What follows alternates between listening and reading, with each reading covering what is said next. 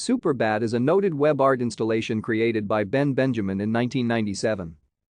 It received a 1999 Webby in the Weird category and was one of 9 websites featured in the Whitney Museum Biennial in 2000. Superbad began as a test bed for Benjamin's web design for technology corporations ranging from online to Nippon Telegraph and Telephone. It heavily samples Japanese popular culture. The website serves primarily as an artistic work that was produced using the tools and methods of web design. This genre of art is often referred to as web art.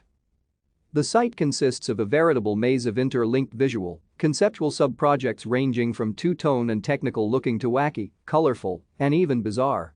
Often a sub-project will have clickable elements linked to other pages within that sub-project, or to another, or that just provide visual richness. Some of the pages contain narrative elements. There are 143 different pages. His main page serves as a hub to all his sub-projects. Clicking anywhere on the bad will link to somewhere within each sub-project.